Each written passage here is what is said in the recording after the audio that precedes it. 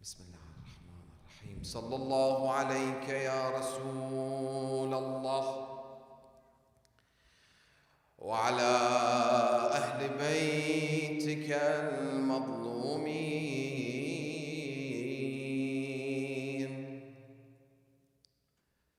صلى الله عليك يا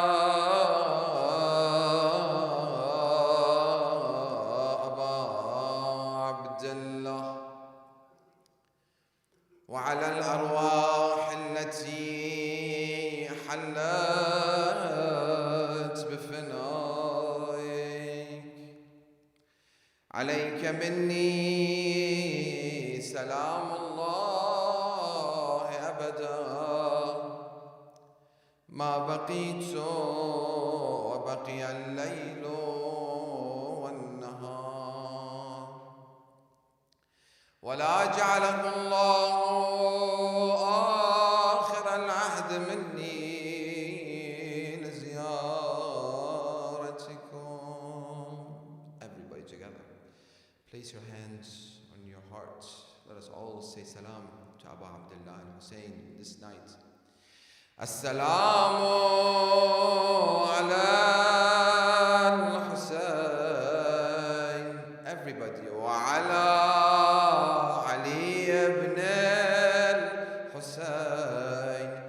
وعلى أولاد الحسين وعلى أصحاب الحسين جميعا ورحمة الله وبركاته.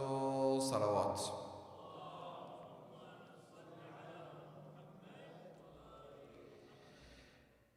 We pray to Allah subhanahu wa ta'ala to make this year the year of the reappearance of our beloved Imam Al Mahdi Ajrullah ta'ala Farajah Sharif with the blessing of another loud salawat.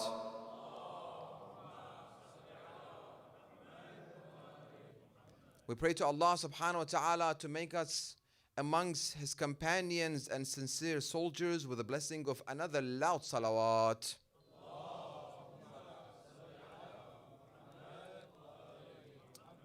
Respected scholars, brothers and sisters, Assalamu alaikum wa rahmatullahi wa barakatuh. قال الله الحكيم في محكم كتابه الكريم أعوذ بالله من الشيطان الرجيم بسم الله الرحمن الرحيم يا أيها الذين آمنوا اتقوا الله وكونوا مع الصادقين. O you who have faith, be wary of Allah and be with the truthful. In these nights and within these 2 months of Muharram and Safar, we have seen and we have read and we have heard many people have changed. Many people have followed the path of Ahlul Bayt alayhum as-salam. Many people's life has been reshaped. Many perspectives has changed. And people became better than what they were before the month of Muharram and Safar. That is something amazing about these 2 months, and especially these nights, the nights of the first 10 days of Muharram that we gather together. It is very important for us, brothers and sisters, when we come to these majalis, or we hear our majalis as online, to have this mindset that I want to take something from these majalis, from these narrations, from these verses of the Holy Quran and the stories of the lives of Ahlul Bayt alayhum as-salam, for me to become better. As we always say, there's always room for improvement. Whatever level of yaqeen and iman and faith we are in, we can improve.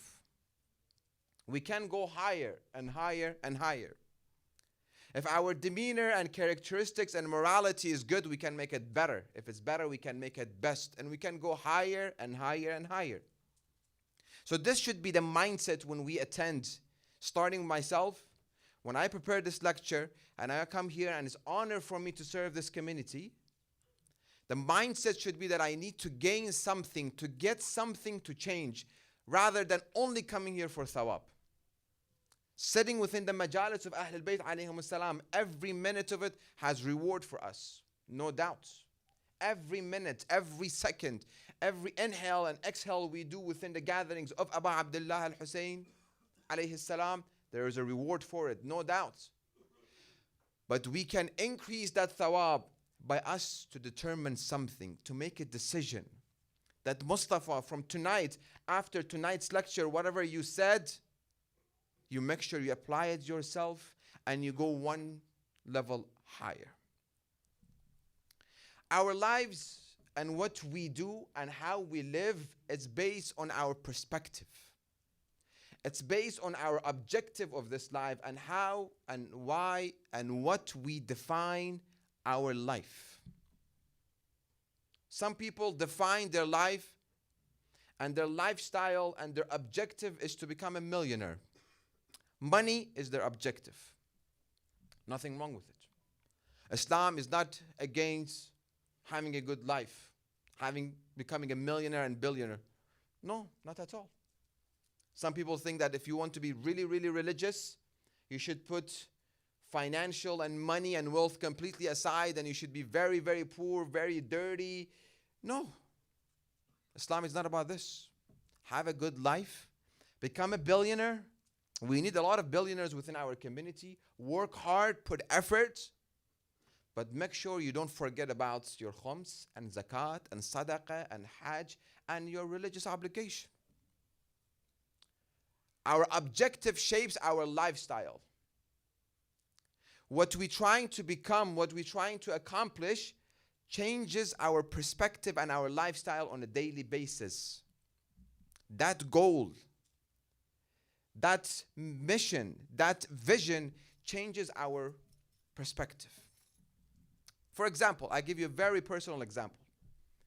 I read a lot of these personal development books, Brian Tracy, John C. Maxwell, Tony Robbins, and you name it. I read a lot of them. They all unanimously give this point that you need a mentor.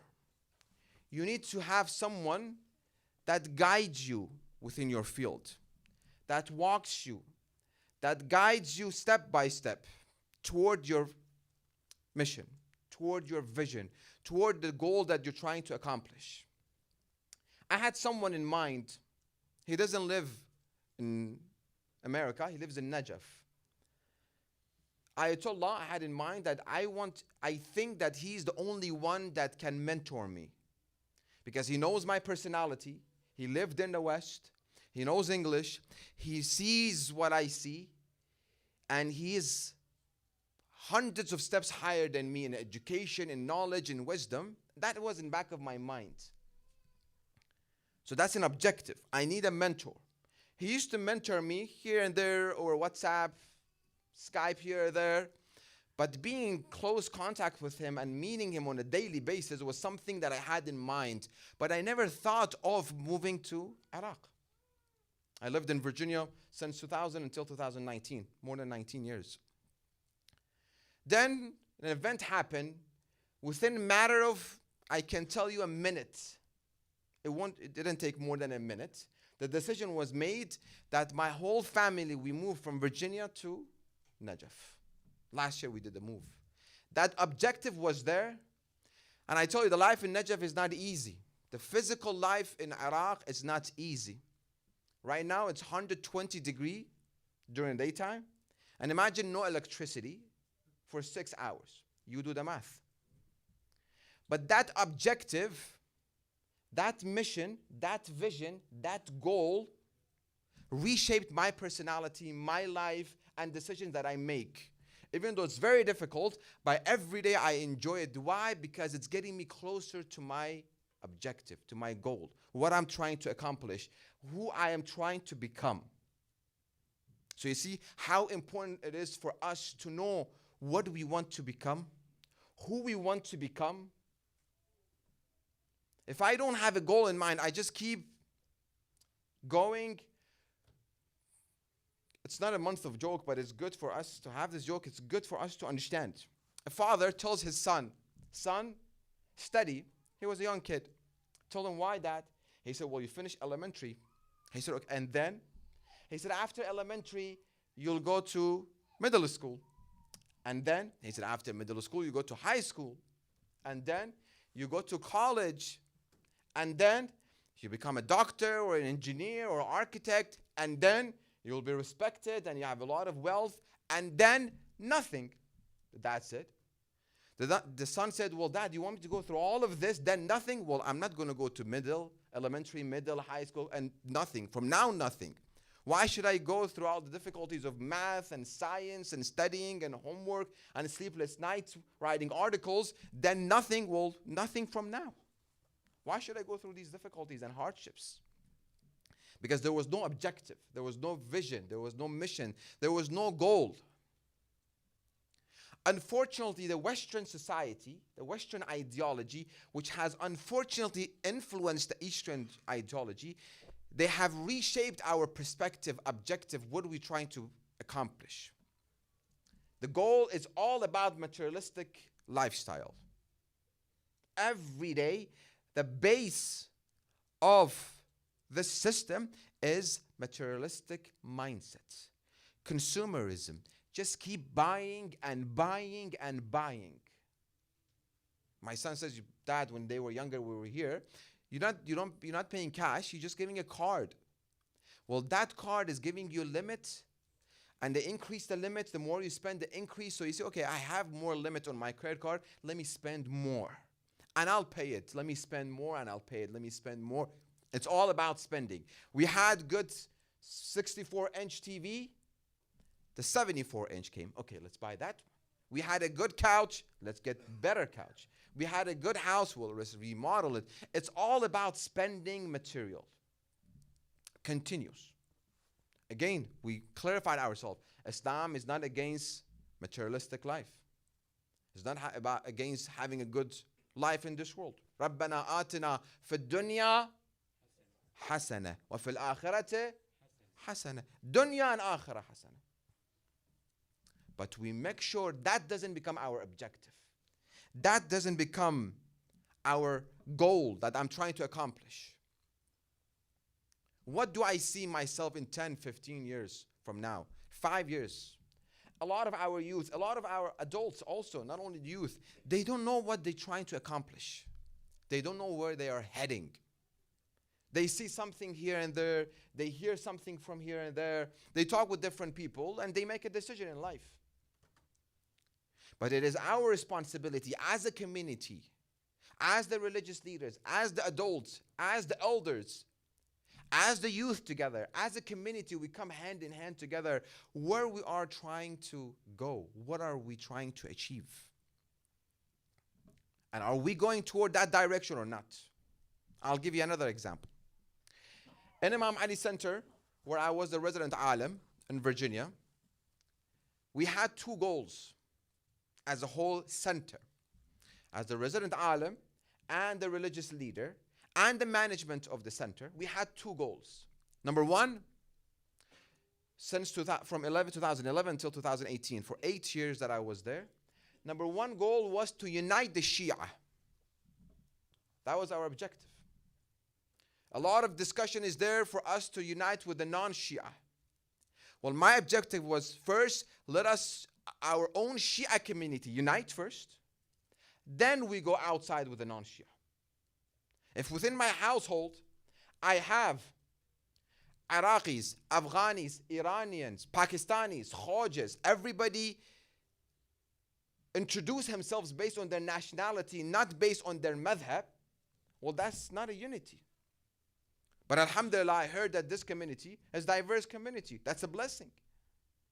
That's a blessing from Allah subhanahu wa ta'ala to have a diverse community. What gathers us here is the love of Abu Abdullah al-Hussein, not our nationality. So we said that our center is not going to have the label of one ethnicity, one nationality. No. It's not a Pakistani mosque. It's not a masjid. It's not Irani. It's not Iraqi. It's not Afghani. It's nothing. It's a Shia mosque. Everybody is welcome. Shia, non-Shia. But it's a Shia mosque. That was the first objective. And for that objective, we worked day and night because we had some people that they really wanted to keep that ethnicity, that culture, which I always have said, and I had one very, very strong lecture bashing the culture. A lot of stuff that we do and we make decision is based on our culture, not based on the religion. All of our cultures, despite whatever cultures that we have, whatever ethnicity and nationality, all of our cultures, Irani, Iraqi, Pakistani, Lebanese, Syrians, whatever culture that it is, it has negative and positive. It has some goods in it and bads. But the only culture that doesn't have any negativity in it is the culture of Muhammad and Al Muhammad.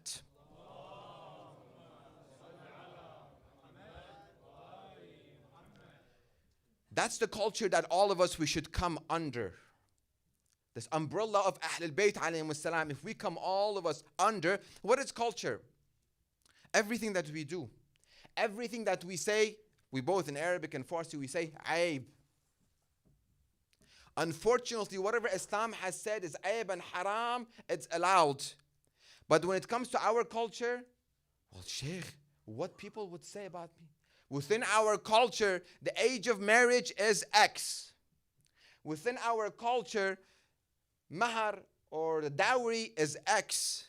Within our culture, the wedding should be this way. The reception should be this way.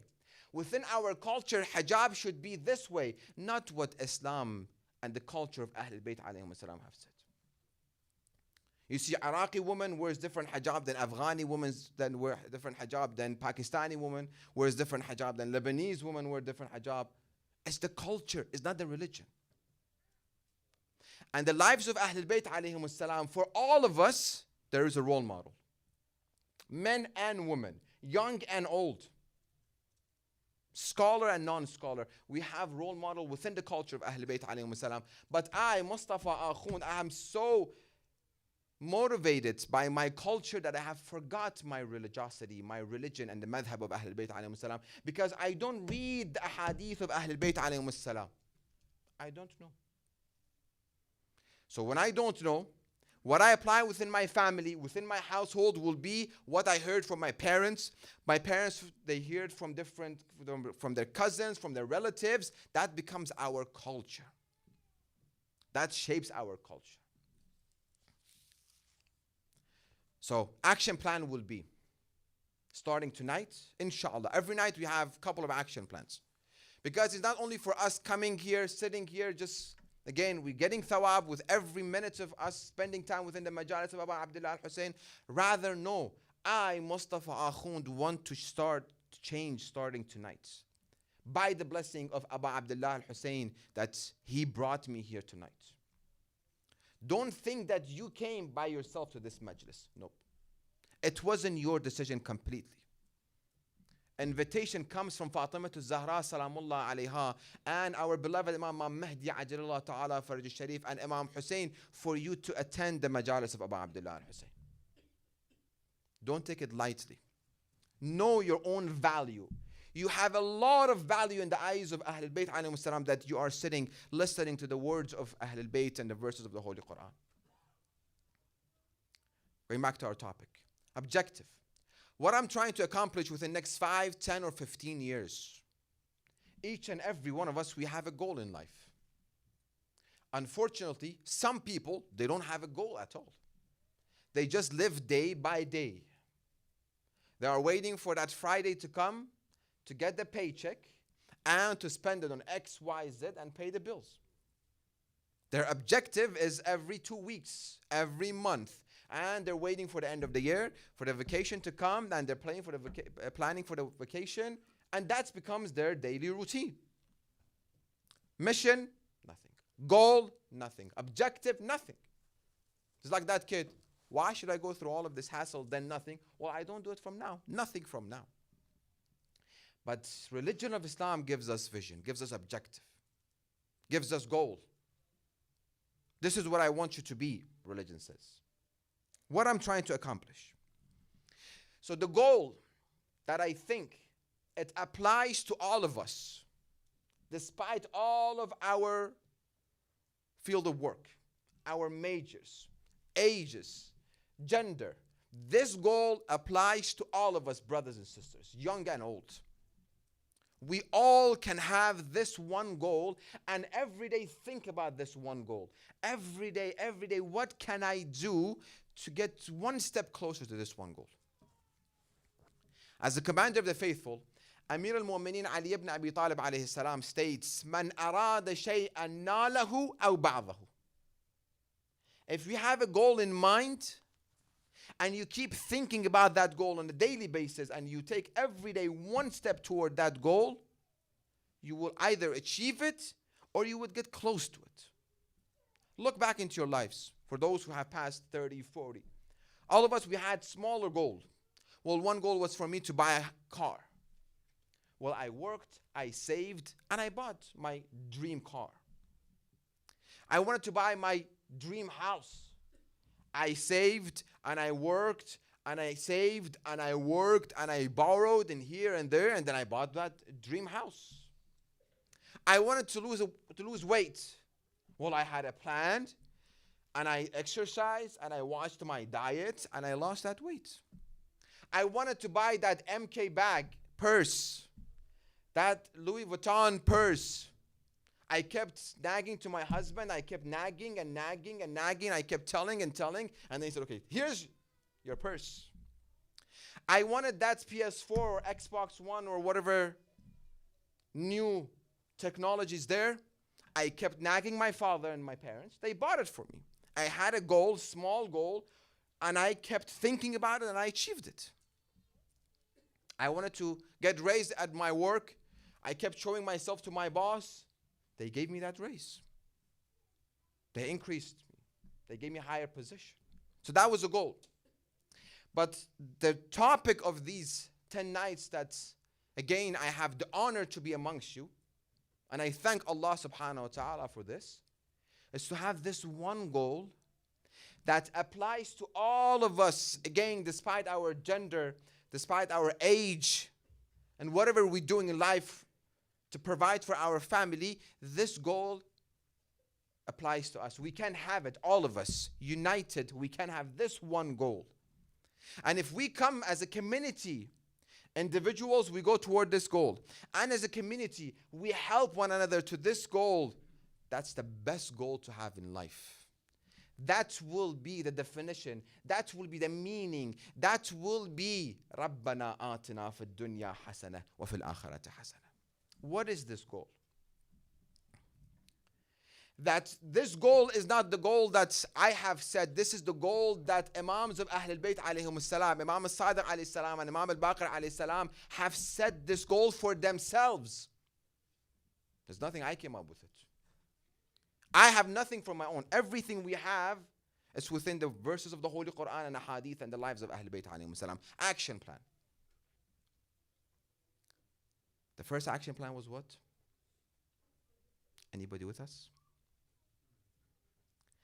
The first action plan was that every decision that we're trying to make, let us see, are we doing it based on our culture or based on our madhab?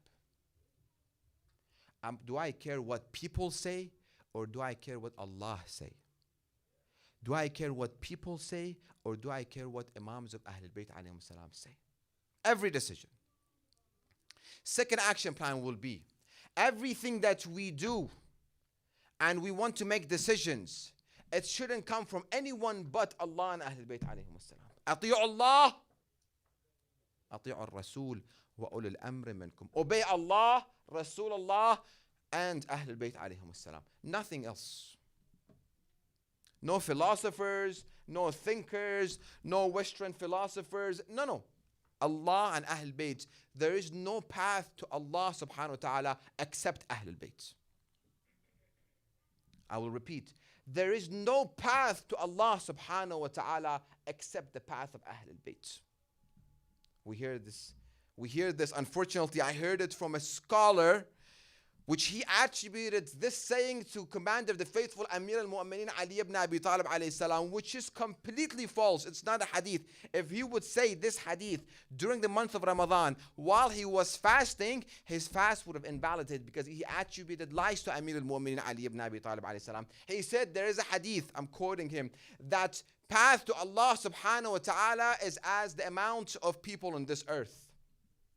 Where does this hadith come from? The path, one path to Allah subhanahu wa ta'ala exists, and that's the path of Muhammad and Al Muhammad.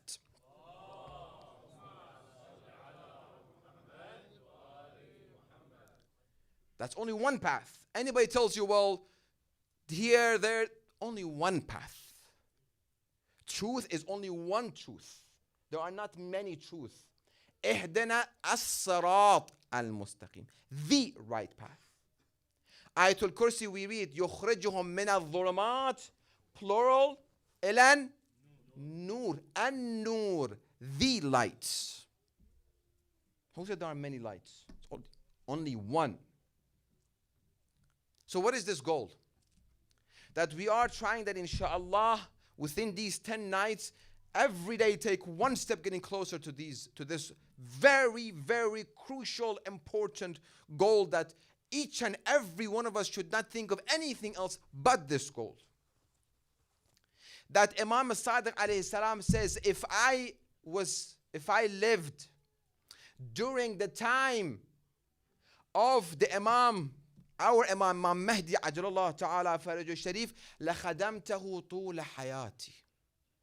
Imam Sadiq alayhi salam says, if I live during the life of Imam Al Mahdi, I will serve him.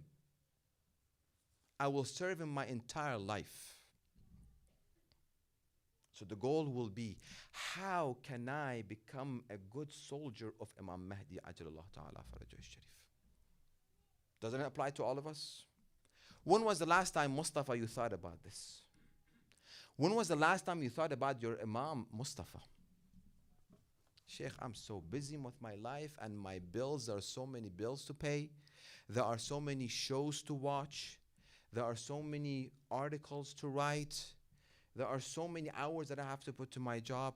The only time that I remember Imam Mahdi's 15th of Sha'ban birthday, we come here, we celebrate, and we move on. Jum'ah, I've heard something that it relates to Imam Mahdi. That's it. Is this it? So the action plan will be the third. How can I become a good soldier, a loyal soldier of Imam Mahdi? The topic will be, for these 10 nights, learning from the companions of Abu Abdullah al-Hussein, learning lessons from their life for us to become a good soldier and companion of Imam Al Mahdi ajalallah ta'ala farajul sharif. The relationship between Imam Mahdi and Imam Hussein, and between Mahdawiyya and Ashura and Karbala, that will be inshallah for tomorrow night. Starting this Ramadan that passed, I came to my mind, based on the hadith, a very beautiful quote. I translated it, but I saw the hadith later on. Inshallah, we'll repeat this every night. Pay attention to it. Learn from others' experience. Don't become experience for others. Think about this. I'll repeat it. Let your life and my life to be learning from others' experience, not becoming experience for, say it, others. Say things so I know you are with me. Third time. Learn from others' experience, do not become experience for others. Where do we learn this from? A hadith of Ahl Bayt and the verses of the Holy Quran. The Holy Quran is completely teaching us to learn from others' experience. Bringing story after story, nations after nations, individual after individuals. Allah says, for example, chapter 79, verse 15. هل أتاك حديث موسى? Did you receive the story of Moses? That's verse 15. And then Allah talks about Fir'aun and what he did all the way until chapter 79, verse 26. إِنَّ فِي ذَلِكَ لَعِبْرَةٌ لِمَنْ يَخْشَى. Verily, and this is an instructive admonition for whoever fears Allah. Bani Israel, after Bani Israel, after Bani Israel, again and again and again. Every chapter, every other chapter, you see the story of Bani Israel. Prophet Yusuf, ala nabina wa alayhi salam, Adam, Yahya, Zakaria, nations, Qawm, Ud, Thamud, Ad, one nation after one nation. Allah is telling us what? Learn from others' experience. Don't become experience for others. Thank you, brother. And one brother is with us. Let's have salawat for him.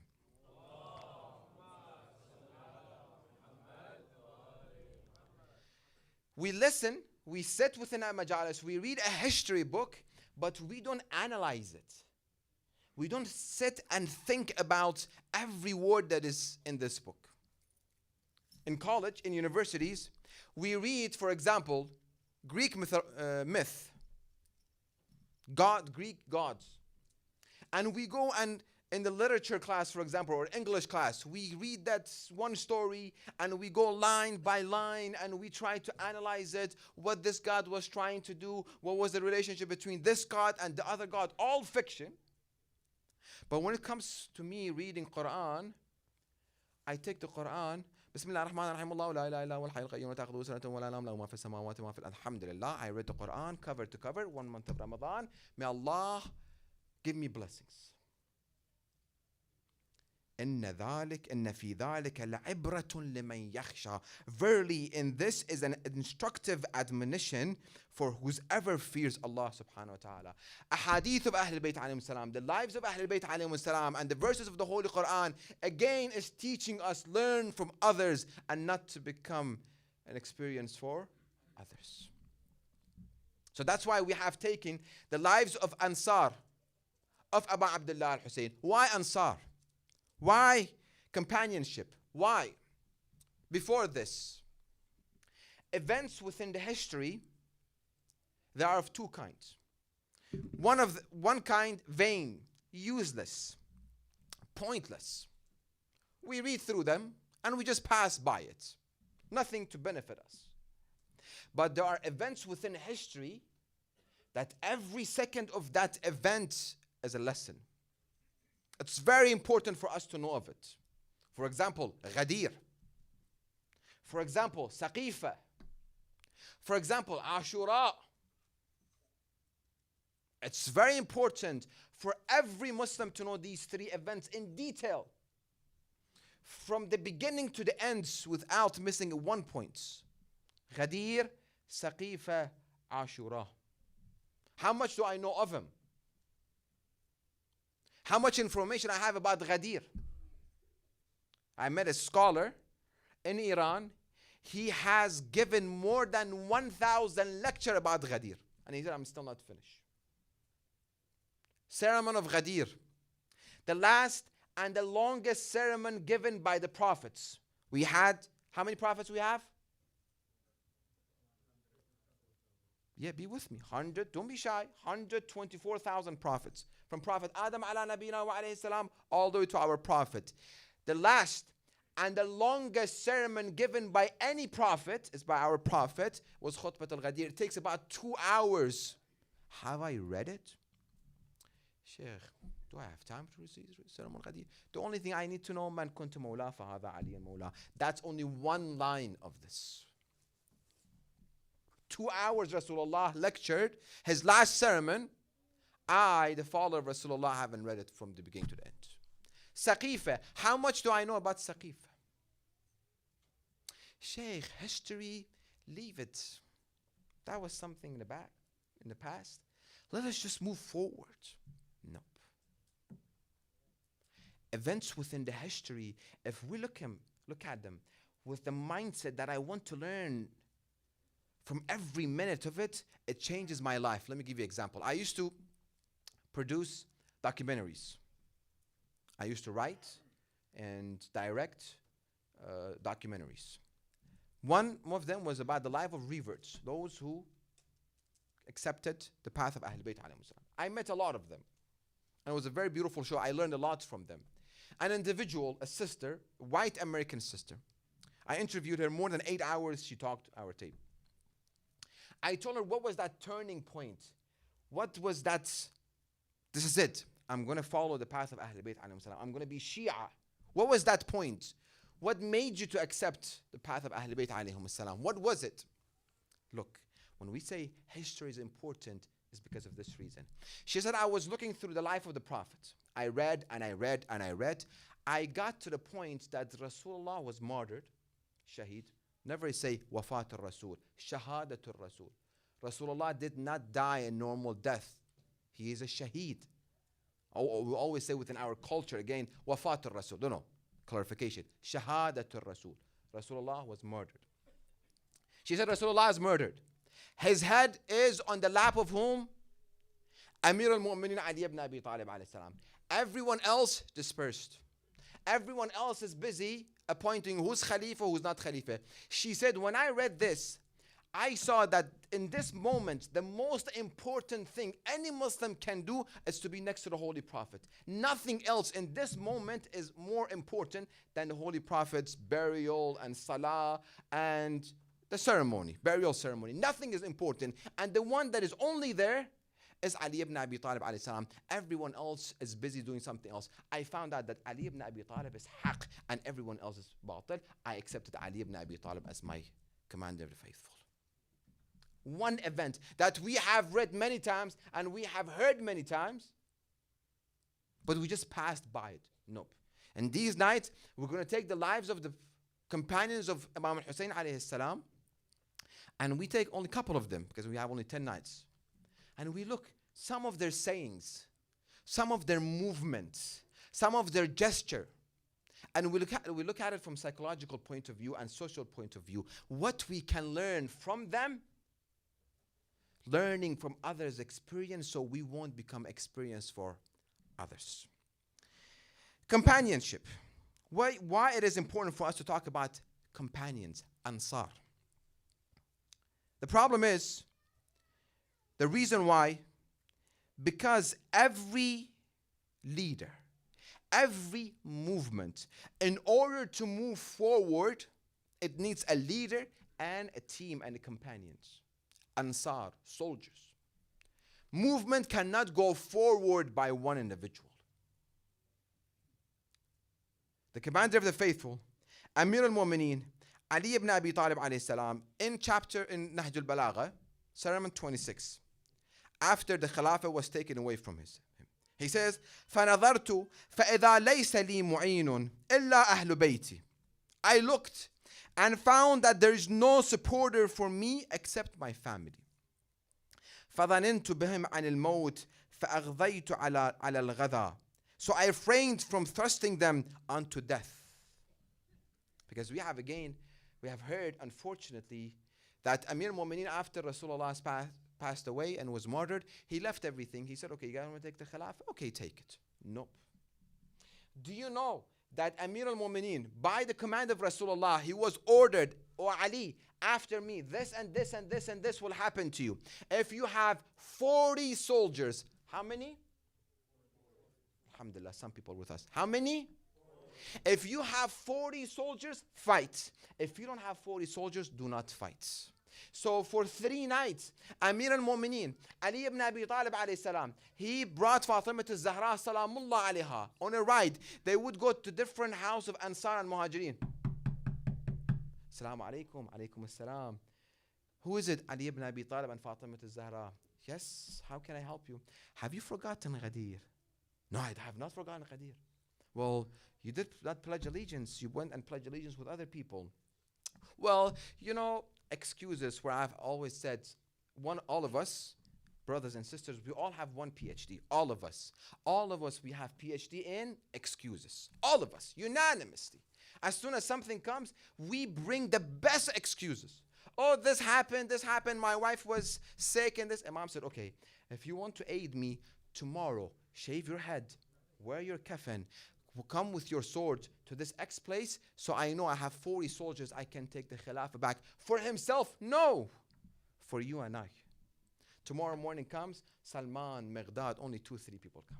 The next day, Imam says, then فَنَظَرْتُ فَإِذَا لَيْسَ لِي مُعِينٌ إِلَّا أَهْلُ بَيْتِي فَظَنِنْتُ بِهِمْ عَنِ الْمَوْتِ. I looked and found that there is no supporter for me except family, so I refrained from thrusting them unto death.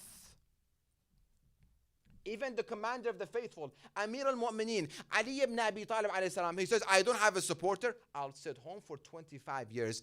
But in Khutbah al-Shakhshaqiyya, the third sermon of Nahj al-Balagha, وَالَّذِي فَلَقَ الْحَبَّ وَبَرَأَ النَّسَمَ لَوْلَا حُضُورُ النَّاصِرِ وَقِيَامُ الْحُجَّةِ وَمَا أَخَذَ اللَّهُ تَعَالَى عَلَى الْعُلَمَاءِ أَنْ لَا يَقِرُّوا عَلَى كِظَّةِ ظَالِمٍ وَلَا سَغَبِ مَظْلُومٍ لَأَلْقَيْتُ حَبْلَهَا عَلَى غَارِبِهَا.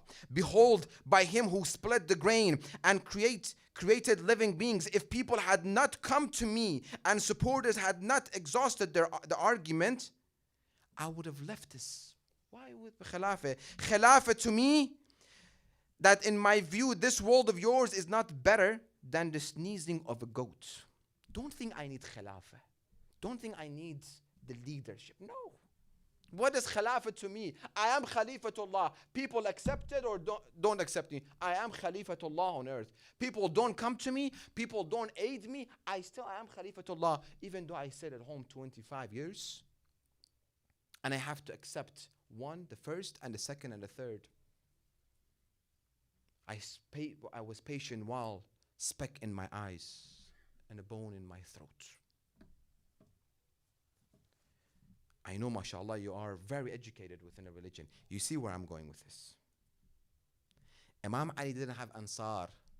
May Allah, we're sitting here, may Allah curse those people who did not aid Amir al-Mu'mineen. Mustafa, what have you done for the Imam of your time? What have I done for Imam of my time? Or the only thing is my concern is my bills to pay, that dream house to buy, that game to get, that dream car to buy, to just finish education and go masters and PhD and all. And why don't you come, brother? Why don't you come, sister, to Dua Kumail Thursday night?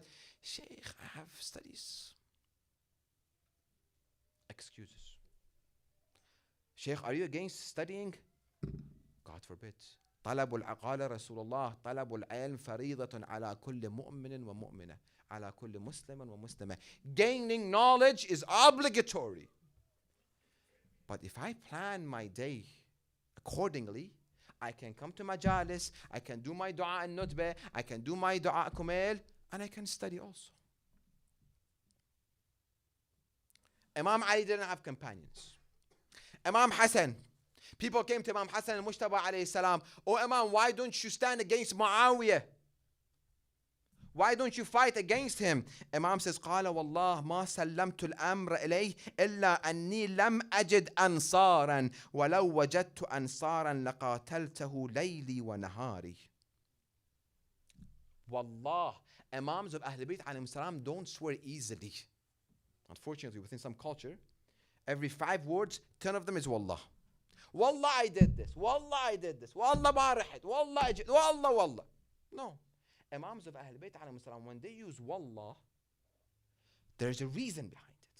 Imam says, Wallah ma sallamtu al-amr ilayh. By God, I did not give the Khilafah, I did not accept and sign the treaty with Muawiyah, except Allah anni lam ajidu ansaran. Because I did not find companions, I did not find soldiers to stand by me. Imam Hassan al-Mujtaba alayhi salam, which we think, we just have heard, because I, Mustafa, don't have time to read the lives of my own Imam. I've heard that Imam Hassan was weak. He didn't do anything. He just said and he accepted the Muawiyah and signed the treaty. Imam Hussein was the brave one. No. Imam Hassan 2 or 3 times he prepares an army. He goes Muawiyah with his tricks. He buys the whole army and he buys the leader of the army. وَلَوْ وَجَدْتُ أَنصَارًا لَقَاتَلْتَهُ لَيْلِي وَنَهَارِي. If I would have had companions, the amount of my fingers, I would have fought back.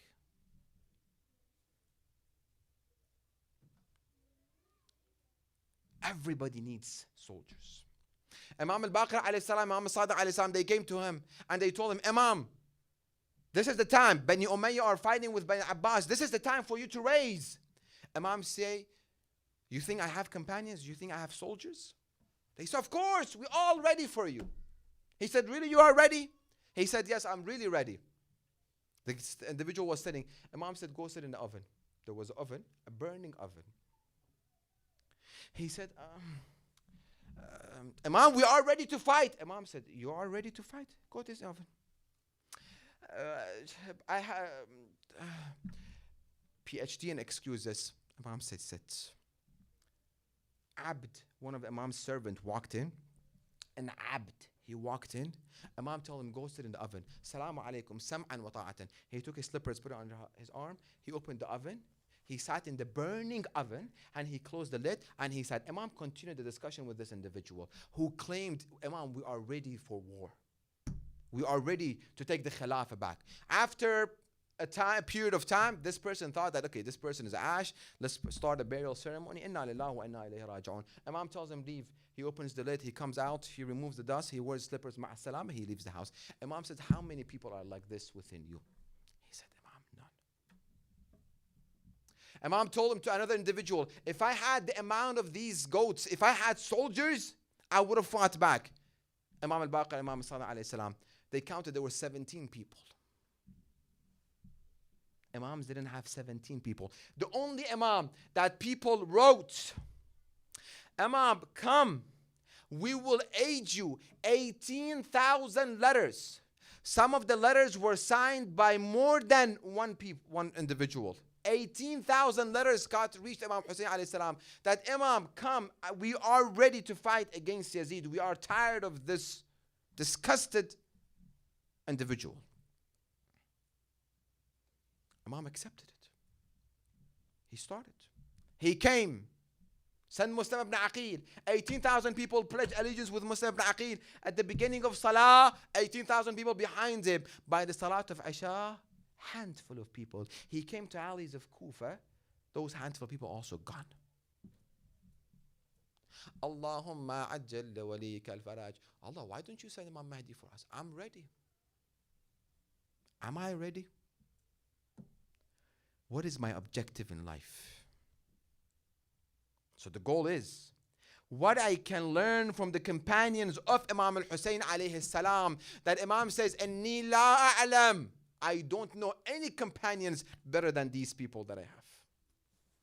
When Imam Hussein alayhi salam says, he's not exaggerating. They did it. We learn from them. We do it. So Sheikh, Imam Mahdi is waiting for us. I thought we're waiting for him. No, Imam Mahdi is waiting for us. We're still not waiting for him yet. Muntadhir, where the Imam says, if you die while you are muntadhir, while you are true awaited one for the Imam of your time, you die as a shaheed. I'm not a muntadhir yet. Priority in my life is something else. It's not Imam Mahdi. I have a good life. Forget about people who don't have a good life. Who cares? Shias are being killed on a daily basis, on an hourly basis in Pakistan, Afghanistan, Iraq, everywhere they've been massacred. I don't care. Bloodshed everywhere. I don't care. I had shared. The only thing I care, my bills are paid. I have a good health insurance. I have a car that I drive. I have the latest iPhone. I have the latest technology. Roof on the top of my head, food on the table. Alhamdulillah, alhamdulillah. Why should I care anymore? Not seeing the pain that is afflicting the Imam of our time on a daily basis. Learning from others' experience, not becoming experience for others. This hadith, beautiful hadith, which unfortunately, it's like you've seen these shock when they shock you. To awaken you, this should be awaken us. That Imam Mahdi ajralallah ta'ala faraj al-sharif. So we said companions is needed, soldiers are needed. For every leader, soldiers are needed. Imam Mahdi ajralallah ta'ala faraj al-sharif, he does not have 313 companions. How do we know? Hadith in Akmaluddin wa Itmam al-Na'mah by Sheikh al-Saduq, volume 2, page 378. A person, Abdul Azim ibn Abdullah al-Hassani. Abdul Azim, those who have been to Iran, Tehran, he's buried there. He came to Imam al-Jawad alayhi salam. And Imam said, he asked Imam Jawad about Imam Mahdi ajralallah ta'ala faraj al-sharif. It's a lengthy hadith. I'm trying to get to the point that I'm trying to discuss. يجتمع إليه من أصحابه عدة أهل بدر 313. His first companions, his generals, are 313. من أقصى الأرض, from all around the world. وذلك قول الله عز وجل أينما تكونوا يأتي بكم الله جميعا. And this is by the verses of the Holy Quran. Wherever you are, Allah will bring you together. This 313, on the night that Imam is going to reappear, they all will gather in Mecca. فإذا اجتمعت, pay attention for those who understand Arabic, and I'll translate. فإذا اجتمعت له هذه العدة من أهل الإخلاص أظهر الله أمره. If these 313, how many? If these 313 are ready, فأظهر الله أمره. Allah will send him back. فإذا كمل له العقد وهو 10,000 رجل خرج بإذن الله عز وجل. 313, when they are ready, Imam Mahdi will reappear. And then these generals, under them, there are 10,000 soldiers. When that 10,000 soldiers gather together, he will start his movement of bringing peace and tranquility to this life. So we don't have 10,313 companions for the Imam. How many millions of Muslims? How many billion Muslims? From those 1.5 billion or 2 billion Muslims, let's argue, let's just for the sake of argument, I'm not with numbers and I know there's off, but let's say from this 2 billion Muslims, 1 billion for the sake of argument, there are followers of Ahlul Bayt alayhim salam. From this 1 billion followers of Ahlul Bayt alayhim salam, there are not 313 companions. Shame on you, Mustafa, that you haven't become yet one of those 313. Shame on me. Imam Ali said, if I didn't have companions, I left him. After Abu Bakr is gone, Umar is gone, Uthman is gone, people rush toward Amir Mu'mineen. Imam, we want to pledge allegiance with you. Okay, I'm ready for you. When you are ready, I'm ready. Imam Hassan didn't have companions. Imam Hussein, they wrote for him and they betrayed him. They left him with 72, 84, maximum 145 according to different narrations. They left him.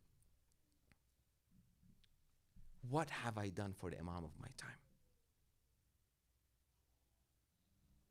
What have I done? I'm ready. Listen to this analysis. Within Philadelphia, there was a governor. Within this Philadelphia area, within this county, there was one light. The governor said, I have 14 light bulbs. These light bulbs will enlighten you, will guide you, will stop chaos and will prevent chaos from your community. Protect these guides, protect these lights. He comes and there's only one light pole. The governor comes first day, he puts the first light bulb. We come together with a slingshot, we like this, hey, we broke the first one. The governor comes, he puts the second one. Kids come again together, they take a big stone, they break it. The third, the fourth, the fifth, the 10th, 11th, 12th, 13th. We're playing ball, we shoot the ball, heads, oh sorry, it breaks. We're waiting, darkness all over the place, chaos all over the place. It's dark, bloodshed everywhere, chaos everywhere. Governor, Assalamu alaikum, alaikum assalam. Can you put one more light? Sorry. One more light, please. Nope. We beg you. Nope. We plead to you. Nope. We shed tears. Nope. We do dua. Nope. We promise you. Nope. You broke 13 of them. Who guarantees that you will not break the last one of them? We come together. Nope. Go stay in darkness. Bloodshed. Chaos. Those 14 lights are Ahlul Bayt alayhim salam. Starting Rasulullah all the way to the end, the Imam of our time. Rasulullah poisoned. Imam Ali alayhi salam struck. Imam Hassan poisoned. Imam Hussein killed. Imam Sajjad poisoned. Imam Al Baqir poisoned. Imam Al Sadiq poisoned. Imam Al-Qadhim, poisoned. Prison 14 years and poisoned. Imam Rida alayhi salam, poisoned. Imam Al-Hadi, Jawad, poisoned. Imam Al-Hadi, poisoned. Imam Hassan al-Askari, poisoned. Allah said, enough. Enough. You don't want to be guided? You don't want to reach salvation? You don't want prosperity? You don't want tranquility? Enough is enough. I'll keep the last one. Go stay in darkness. Kill one another. World War I, millions of people died. World War II, millions of people died. After Rasulullah's martyrdom, millions of people died. Death after death after death, bloodshed, chaos, corruption. Until we come together as a community, until I make my objective in life, how can I serve the Imam of my time? Can I serve my Imam now? Yes, that will be discussion in the coming nights. How can I serve the Imam of my time? In the coming nights. Can I become one of his soldiers? Yes. قال أمير المؤمنين علي بن أبي طالب عليه السلام من أراد شيئا ناله أو بعضه. If I put goal, I want to become one of those 313. Okay, that's a goal. Whatever I can do to make me close to those things. I think every day 313, every day I put in a fridge, I put everywhere I have 313. I want to become one of those people. Man arada shay'an. If you want something, nalahu, you will reach it. أو بعضه. Or you'll be one of those 10,000 people. We can do it or not. Yes or no? Alhamdulillah, some people believe. Yes or no? We can. It is possible. Those people who came and aided Abu Abdullah al-Hussein alayhi salam, they were not infallibles. One Uthmani, one Turki, one Nasrani, one Abd, different ages, different backgrounds, different nationalities, different ethnicity. Everything was different about them. They were not ma'soom. But Imam al-Baqir and Imam al-Sadiq stand in front of the dharih of them. Assalamu alaikum ya ansara dinillah. Oh, peace be upon you, the one who have aided the religion of Allah. In another dua, ya ansar Allah, the one who have aided Allah subhanahu wa ta'ala. Can we become one of them? Yes. How? How can we do it? Inshallah, in the coming nights. We ask Allah subhanahu wa ta'ala, by the blessing of these nights, by the blessing of these black curtains, by the blessings of the tears that inshallah we will shed for Abu Abdullah al-Hussein, to make us amongst the companions of Imam Mahdi ajalallah ta'ala farajuh al-sharif. Within narration, we have that when Prophet Adam ala nabina wa alayhi salam, when he was sent out of the heaven, فَتَلَقَّى آدَمُ وَمِنْ رَبِّهِ كَلِمَاتٍ. Allah taught him. He learned from Allah some words, some dua.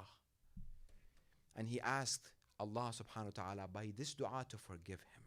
The dua was أنه رأى ساق العرش وأسماء النبي والأئمة فلقنه جبرائيل. Jibreel tells Adam, say these words, Allah will forgive you.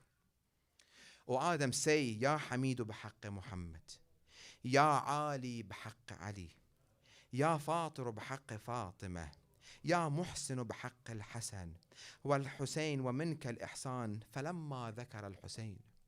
When Prophet Adam ala nabina wa ali alayhi salam, when he mentioned the name of Hussein, انكسر سالت دموعه. When he mentioned the name of Imam Hussein alayhi salam, he started shedding tears. وانخشع قلبه, his heart melted. وقال يا أخي جبرائيل, oh brother Jibreel, Prophet Adam is asking Jibreel, في ذكر الخامس ينكسر قلبي. Oh Jibreel, why is it after I mentioned the name of Rasulullah Muhammad, after I mentioned Ali, I mentioned Fatima, I mentioned Hassan, as soon as I mention Hussein, my heart breaks. I see my eyes are full of tears. What has happened? What happened? What is significant about this name that makes me shed tears and I cannot control myself and I keep sobbing and sobbing? يا أخي وما هي قال يقتل عطشانا قلبي وتسيل عبرتي. قال جبرائيل ولدك هذا يصاب بمصيبة تصغر عندها المصائب. O Adam, this son of yours, he will face a tragedy that all the other tragedies will be small compared to what he faces on the day of Ashura. Only for a couple of hours, what befell on the light on Ahl al-Bayt alayhim salam, on Abu Abdullah al-Hussein alayhi salam. فقال يا أخي وما هي? What is this tragedy? Oh Jibreel, what is this tragedy that is combined with the name of Hussein, that when I hear this name I start shedding tears? He says يقتل عطشانا غريبا وحيدا فريدا. Oh Adam, this individual Imam, this Imam will be killed while he's stranger, while he's alone, lonely. He's an individual, lonely amongst 30,000 people. These people that invited him, oh Adam, while he's thirsty, they will be killing him. لَيْسَ لَهُ نَاصِرٌ وَلَا مُعِينٌ. He doesn't have any aid. He doesn't have any companions. He stands and he says, أَلَا مِن نَاصِرٍ يَنْصُرُنَا. Is there anyone to aid us? Is there anyone to come and aid the family of Rasulullah? وَلَوْ تَرَاهُ يَا آدَمُ وَهُوَ يَقُولُ وَأَعْطَشَا. While he's standing and it has been 3 days that he hasn't drank water, him and his family, they are thirsty. They will kill him while he is thirsty. وَقِلَّةَ نَاصِرًا حَتَّى يَحُولُ الْعَطَشْ بَيْنَهُ وَبَيْنَ السَّمَاءِ كالدخان فلم يجبه أحد إلا بالسيوف. While he's screaming, I am thirsty, please give me some water, aid me. He doesn't have any aid. And Prophet Adam ala nabiyina wa alayhi salam, فبكى آدم وجبرائيل بكاء الثكلى. Thekla is the mother who has a young son and who has passed away in a tragic history, has passed away. They call her Thekla, the one, a mother. How she cries and she cries. That narration says Prophet Adam and Jibreel, this is before even the creation of the Adam and everyone else, they all cried. And this is one event. Another event, like tonight, like the first night of Muharram, Ibn Shabib walks into the presence of Imam al-Rida alayhi salam. Where Imam al-Rida alayhi salam says, يا ابن شبيب إن المحرم هو الشهر الذي كان أهله الجاهلية يحرمون فيها الظلم. Even at the time of ignorance, even before Rasulullah, the time of ignorance, they would not fight in these months because they are months of haram, they are forbidden. But within this month, in this month, وَلَا حُرْمَةِ نَبِيَّهَا, these people who called themselves Muslim, they did not respect the honor and dignity and sanctity of Rasulullah. They came, لَقَدْ قَتَلُوا فِي هَذَا الشَّهْرِ ذُرِّيَّتَهُ وَسَبُوا نِسَاءَهُ. It was within this month, Imam al-Rida alayhi salam is telling Ibn Shabib, it was within this month that the family of Rasulullah, the daughters of Rasulullah were taken in prison. The grandson of Rasulullah that they invited, they killed him while he was thirsty. يا ابن شبيب إن كنت باكيا لشيء فابكي للحسين. Ibn Shabib, if you want to cry for anything, there is no tragedy more severe than the tragedy of Abu Abdullah al-Hussein. Ya Ibn Shabib, if you want to cry for something, cry for Imam Hussein alayhi salam and for the tragedy of Imam Hussein alayhi salam. Why? Because in kunta bakiyan li shay'in fabki lil Hussein ibn Ali ibn Abi Talib فإنه ذبح كما يذبح الكبش. They killed Hamda and they slaughtered him the way that they slaughter an animal. ألا لعنة الله على القوم الظالمين وسيعلم الذين ظلموا أي منقلب ينقلبون والعاقبة للمتقين. Let us raise our hands. The moment of dua, Imam Mahdi Ajlallah Ta'ala Faraj Sharif have said within the narration that when you gather within the majalis of Abu Abdullah al-Hussein and you hear and you remember the Masa'ab of Imam Hussein alayhi salam, if you pray for my reappearance, I will pray for you and you have my mercy. So let us all raise our hand, brothers and sisters, all of us together, asking by the blessing of these nights, by the mercy of these nights, by the loneliness of Abu Abdullah al-Hussein, to hasten the appearance of our beloved Imam Mahdi Ajlallah Ta'ala Faraj Sharif. Bismillahir Rahmanir Rahim. Allahumma حجة ابن الحسن. Everybody.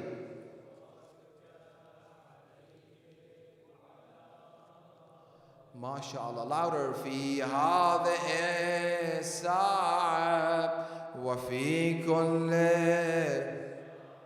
Louder. وليا وقائدا. ما شاء الله. ودليلا حتى تسكنه أرضك طوعا وتمتعه فيها طويلا برحمتك يا أرحم الراحمين. وإلى أرواح المؤمنين والمؤمنات رحم الله من قرأ سورة المباركة الفاتحة مع الصلوات.